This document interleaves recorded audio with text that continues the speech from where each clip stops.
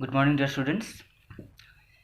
In our today's video, we shall try to understand or we shall discuss lesson number 4 of your geography, which is about agriculture. Before moving to the main content of the chapter, let me tell you, you already got in class 7 that economic activities, all the different type of economic activities can broadly be classified into three types: primary activities, secondary activities and tertiary activities. Primary activities, where people generally obtain the raw materials from the nature. Secondary activities, the different materials obtained from the nature are given different types of shape of the finished products. And in tertiary activities, people are engaged into different types of activities where they get money instead of the different types of services. We already discussed in class 7. Now here we are going to discuss about agriculture. Generally, whenever we hear the term agriculture, we think agriculture it means only farmers, related to the farmers, but it is actually not like that. Agriculture is a type of primary activity, I already told you. It includes growing crops. Generally, whenever we think about agriculture, we think it's only about growing crops, but it is not at all like that. It includes growing crops, fruits, vegetables, as well as flowers, and also rearing livestock. What is the meaning of rearing livestock? Different types of animals are kept by the different farmers. That also comes under agriculture. As you can see in page number 41 of your book, it is given, do you know? Here some words are given which are combined with agriculture and their different meanings are given here. The first one is agriculture. Agriculture is a science and art of cultivation on the soil, raising crops as well as rearing livestock. That is known as agriculture. It is also known as farming. Next one is sericulture. I hope you have heard the word before. Sericulture, it means commercial rearing of silkworms. I think you know silkworms. They are generally reared for the production of silk, which is used for making clothes, and the rearing of silkworm is known as sericulture. Then comes another term, pisciculture. Pisciculture is breeding of fish. Fishery, I think you have heard about fisheries. This breeding of fish is generally known as pisciculture. Another one is viticulture. The meaning of viticulture is cultivation of grapes in a large scale or for commercial purposes. And the last one is horticulture. Horticulture means growing of vegetables, flowers, fruits for the commercial uses. That's known as horticulture. So this is important. You should know the meaning of all these words: agriculture, sericulture, pisciculture, viticulture and horticulture. As you know, we can say agriculture or farming, it is one of the most important or most common economic activities. 50% of the world population, total world populations, half of the world population are engaged in agriculture, and we can see in India almost 75% or 2/3 of the people of India are engaged in agriculture. So that's the very simple meaning of agriculture. Well, now we are going to study or discuss about types of farming. We can say farming can be classified into different types. So about that classification, about their meanings, we are going to study now.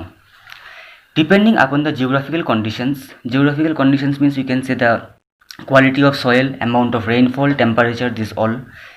Demand of produce. What is the meaning of demand of produce? In farming, the farmers, they cultivate or they produce different types of crops. So the demand of that different types of crops, as well as the availability of labor and the level of technology. On the basis of all this, we can say farming can be classified into two types.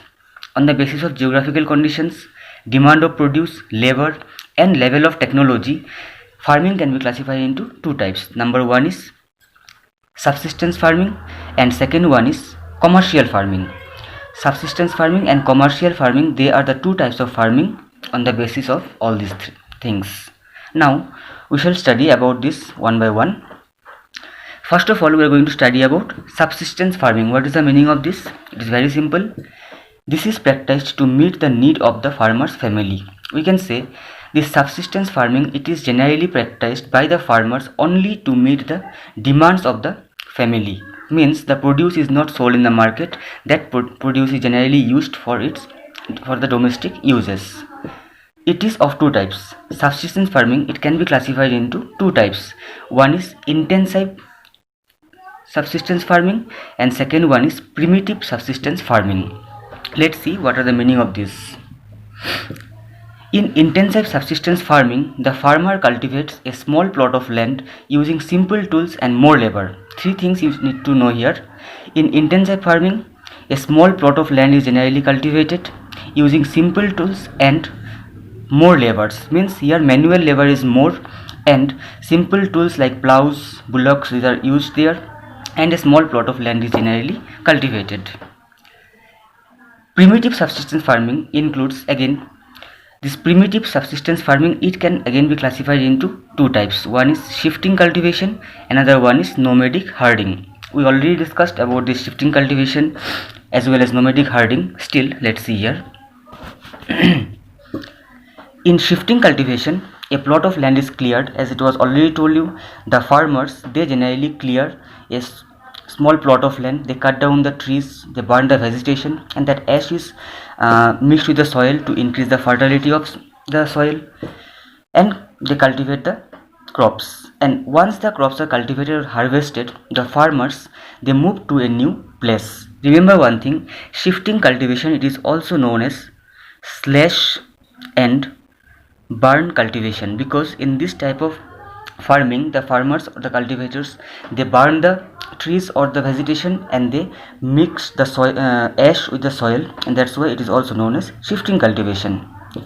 In nomadic herding, the herdsmen move from place to place with their animals. As it was already told you in your previous video, the Bakarwals of Jammu and Kashmir, they generally rear the goats. Like the different other tribes are there who are generally engaged in nomadic herding. They generally rear sheep, camel, yak, goats, etc. are commonly reared. So these are the different animals which are generally reared in the nomadic herding. So I hope you have understood about subsistence farming. If we will conclude it, subsistence farming can be classified into two types, intensive and primitive.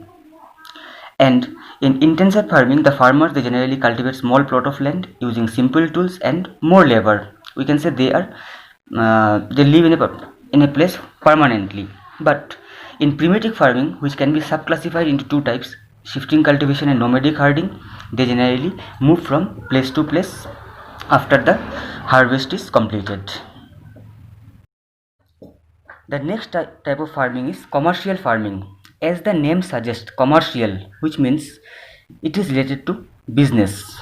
In commercial farming, here you can see crops are grown and animals are reared for sale in market. As we already got in subsistence farming, crops are grown to meet only the domestic need of the farmers. But in commercial farming, the different types of crops are grown in a large scale, animals are reared but therefore sale in the market. It includes, we can say, commercial farming can be classified into three types. One is commercial grain farming, second one is mixed farming, and third one is plantation agriculture. Let me tell you or explain the definition of all these three. In commercial grain farming, crops are grown for commercial purpose. Wheat and maize are common commercially grown crops or grains, you can say. Remember one thing, commercial grain farming, in the commercial grain farming, the farmers, they cultivate either one or two types of crops in a large scale for selling in the market. Like we can say wheat, we can say rice, maize. These are the different types of grains which are cultivated or which are grown under the commercial grain farming. The second type of commercial farming is mixed farming. As the name suggests, in mixed farming, the cultivators or the farmers, they cultivate the crops as well as they rear the different animals. Here, the land is used for growing food and fodder crops and rearing livestock. In mixed farming, the cultivators, they not only grow the different types of crops but also they rear different types of animals. For example, in a mixed farm, the farmer may grow crops such as rice, wheat, etc., and also can keep cattle, pigs, or poultry, that is chicken. They can keep these animals as well as they can cultivate the crop, that is known as the mixed farming. Now, the third type of farming under the commercial farming is plantation agriculture. Plantation agriculture, in plantation agriculture, we can say one or two type of crops will be grown in a large scale. Like we can say single crop of tea, coffee, sugarcane. These things will be grown in a large plot of land for commercial purposes. I hope you have seen the tea plantations in Assam, coffee plantation. We can say Brazil is the largest producer of coffee in the world. Sugarcane plantation, you can see, even you have seen, I think, in the TV. Here you can see the picture of tea plantation is given here. Like that, you can, if you go out, you can see sugarcane plantation, you can see coffee plantation. So these things comes generally under plantation agriculture. Now we are going to study the last part of this chapter, agricultural development. It is very important. Try to understand what is the meaning of agricultural development. This refers to efforts made to increase farm production in order to meet the growing demand of increasing population. You know, population of the whole world or population of every country, it is increasing day by day, and once population is increased, the demand also increased. Now, if the population is increasing and the demand is also increasing, we need to cultivate more and more crops. And agricultural development means the efforts which are made to increase farm production. The defined processes which are involved in the increase of farm production is generally known as agricultural development. Now question comes, how this farm production can be increased? It can be achieved in many ways. This can be achieved in many ways, such as increasing the cropped area. This is the first point that I have taken for agricultural development. Like, suppose say this is a plot of land which is used for cultivating crops. It is given increasing the cropped area. If this area is increased, a bigger plot of land, automatically the production will be more. So we can say if we increase the cropped area or the crop land, we can increase cultivation. Improving irrigation facilities. What is the meaning of irrigation facility? The system through which we provide water to the different types of crop fields. You know, water is very important for the production or cultivation of any type of crops. If we can improve the irrigation facilities, means if we can irrigate or if we can provide sufficient or enough water to our crop fields, we can increase production. Next one, use of fertilizers. You know, fertilizers or manures. There are some organic manures, like you can say cow dung, and there are some chemical fertilizers like urea, and the different other fertilizers are there. Even we can use the pesticides. Pesticides are used to kill the pests which generally destroy our crops. And even we can use high yielding variety of seeds which are also known as HYV seeds. This type of seeds, they generally give us more production. So by using these HYV seeds as well as fertilizers or pesticides, we can increase the farm production. Mechanization of agriculture is another aspect of agricultural development. See one thing, if any work is done manually, it takes more time, and sometimes even we waste some of the crops. So instead of manual labor, if we use different types of machines like tractors, threshers, this if we use here, then also we can increase the farm production.